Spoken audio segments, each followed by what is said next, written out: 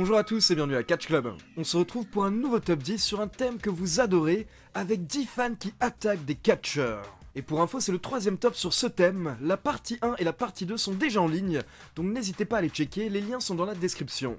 Dans cette partie 3, on retrouve des superstars WWE ou encore AEW, comme Seth Rollins, Chris Jericho, Bret Hart et Hulk Hogan. Donc je compte sur vous pour laisser un petit like si vous kiffez les top 10 et que vous en voulez plus souvent. Et pour info, cette vidéo est un repost, je l'avais déjà posté il y a quelques semaines mais YouTube l'avait bloqué à cause des extraits. Donc j'ai effectué quelques modifications et normalement maintenant ça va aller. Allez, prends ton cookie, c'est parti. On démarre avec un cousin de la Bloodline, il s'agit de Jacob Fatu, un catcheur de la MLW qui est également un cousin de Roman Reigns et des Usos. Nous sommes en juin 2019 à la PCW, et un fan plutôt éméché se fait remarquer par son comportement plutôt agressif, notamment durant le match de Pentagon. Un peu plus tard, le même fan commence à insulter Jacob Fatu en plein match, puis il décide de confronter Fatu, sauf que le Samoan ne compte pas se laisser intimider, et il démolit le fan en lui fonçant dedans, puis il ajoute un petit coup de pied pour terminer le travail. Le fan est clairement sonné et il a du mal à se relever. La sécurité l'escortera en dehors de l'arène. Merci, bonsoir. On continue avec un incident plutôt récent du côté de la AEW. Nous sommes le 7 juillet 2021 à AEW Dynamite. MJF et Chris Jericho sont en pleine rivalité et ils s'apprêtent à avoir un segment dans le ring quand d'un coup, un fan passe par-dessus les barrières et monte sur la rampe. L'objectif du fan n'est pas clair mais la sécurité intervient rapidement afin de le maîtriser. Et Chris Jericho en profite pour mettre un coup ou deux, histoire de dire qu'il a participé. On continue avec un incident assez rare qui avait fait beaucoup parler car habituellement, le public WWE est bien élevé et il ne jette rien sur les catcheurs. Mais en décembre 2017, lors d'un épisode de 205 Live, Kalisto était au sol en train de vendre quand un fan lui a jeté une bouteille d'eau remplie en plein visage. La WWE est rapidement passée à une autre caméra mais l'incident a bien été diffusé, les dégâts étaient faits et Kalisto a même posté une photo pour montrer qu'il a bien été touché et blessé. Et sa femme a même précisé qu'il lui a fallu plusieurs points de suture après le show. On part du côté de la WCW en 1996. Le main event de Starrcade est Hulk Hogan contre Roddy Piper. Et lors du match, le géant Paul White intervient pour porter un chokeslam à Piper. Et c'est à ce moment-là qu'un fan pète un câble et décide d'intervenir. On peut voir que Ted DiBiase ne comprend pas ce qui se passe alors que le fan passe par-dessus les barrières et monte sur le ring. Mais le fan est rapidement accueilli par des coups de pied de Hogan et de l'arbitre avant qu'un membre de la sécurité intervienne afin de le sortir du ring. Et le fan s'est pris un bon coup de pied de Hogan en pleine tête. Par contre, heureusement pour lui, le géant n'est pas intervenu car quand le Big Show met les droites, ça ne pardonne pas. On en parlera la semaine prochaine dans une vidéo bonus sur un incident très particulier qui a valu un procès au Big Show.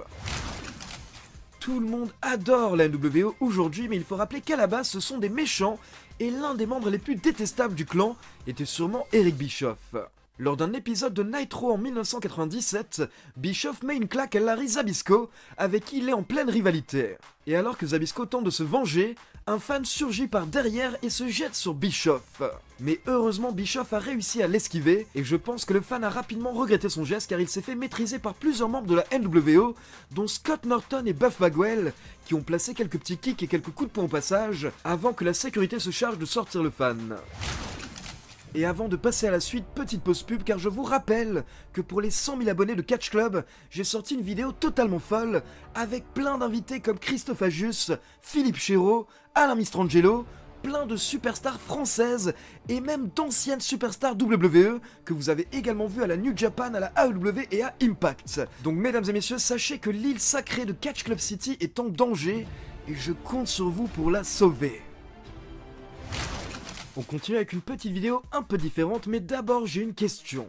Est-ce que vous avez déjà rêvé d'être un membre du Shield ?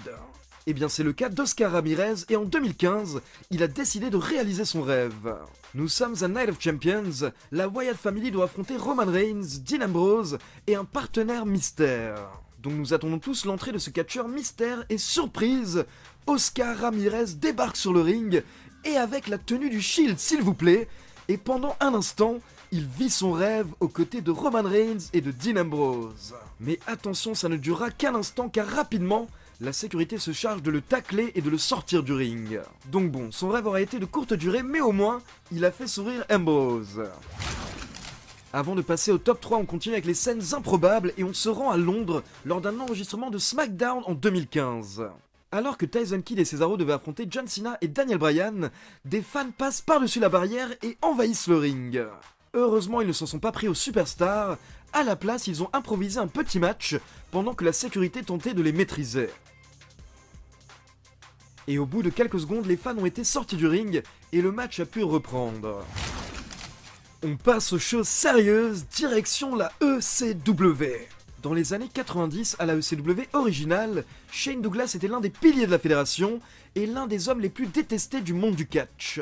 D'après plusieurs récits, Douglas se faisait souvent attaquer par les fans et c'est notamment arrivé lors d'un match face à Tommy Dreamer. Alors que les deux catcheurs se battaient à l'extérieur du ring, un fan insulte Shane Douglas qui lui répond et là le fan pète un câble, il prend une chaise et il porte un coup de chaise à Shane Douglas. C'est littéralement l'une des réactions les plus folles que j'ai vues de la part d'un fan, et Douglas est logiquement enragé, donc il se jette sur le fan et lui porte plusieurs coups de poing, jusqu'à ce que la sécurité intervienne. Et comme vous pouvez le voir, Francine était littéralement morte de peur dans le ring. Nous sommes le 22 novembre 2021, il y a à peine 6 mois, à Brooklyn, au Barclays Center. Seth Rollins vient de battre Finn Balor, il remonte la rampe, quand soudainement quelqu'un se jette violemment sur lui, en direct devant des millions de personnes. Comme vous pouvez le voir, le fan est arrivé très rapidement et il s'est violemment projeté sur Rollins qui ne comprenait pas ce qui se passe. Mais dès que Rollins réalise qu'il se fait attaquer, il maîtrise le fan avec un collier de tête, puis il laisse l'arbitre et la sécurité faire le reste. Mais on peut voir que le fan ne voulait pas lâcher, il tire même Rollins par les cheveux et Rollins sera légèrement ouvert au visage suite au tacle.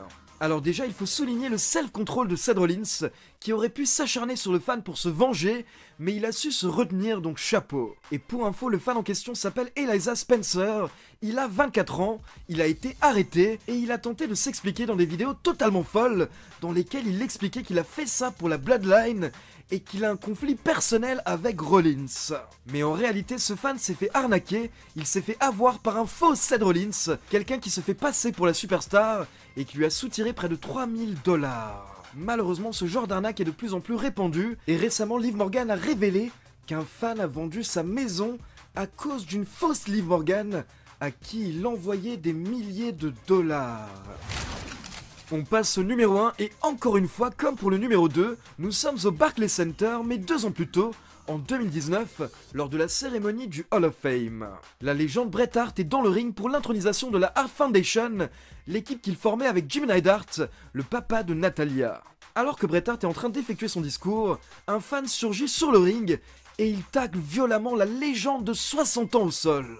Alors déjà, c'est totalement anormal qu'une personne ait pu monter sur le ring en pleine cérémonie, et la sécurité a clairement mal fait son travail.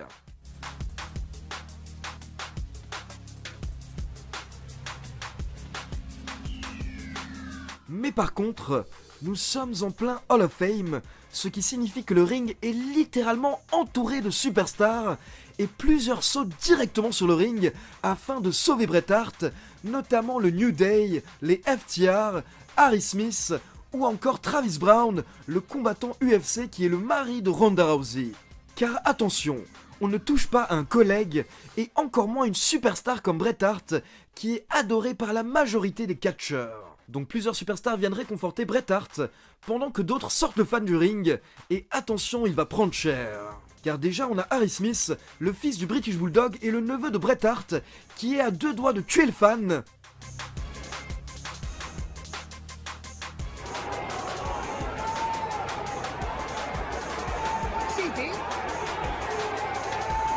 Mais à côté de ça, comme vous le savez, nous avons également les FTR qui sont d'énormes fans de Bret Hart. Donc les FTR n'ont vraiment pas apprécié et Cash Wheeler aka Dash Wilder venge la légende en mettant un beau coup de poing aux fans alors qu'il est escorté en dehors de l'arène.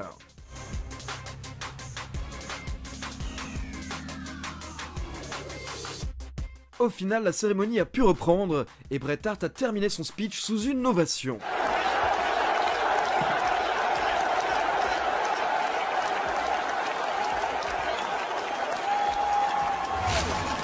Donc voilà, c'est tout pour ce nouveau top 10. Je compte sur vous pour liker la vidéo et pour vous abonner et cliquer sur la petite cloche si vous en voulez encore plus. Et n'oubliez pas que les parties 1 et 2 sont déjà disponibles, les liens sont dans la description, et un épisode spécial bonus arrive bientôt autour d'un gros incident qui concerne le Big Show. Et comme d'habitude, dites-moi quel incident vous a le plus choqué parmi ce top 10 dans les commentaires. Ciao tout le monde!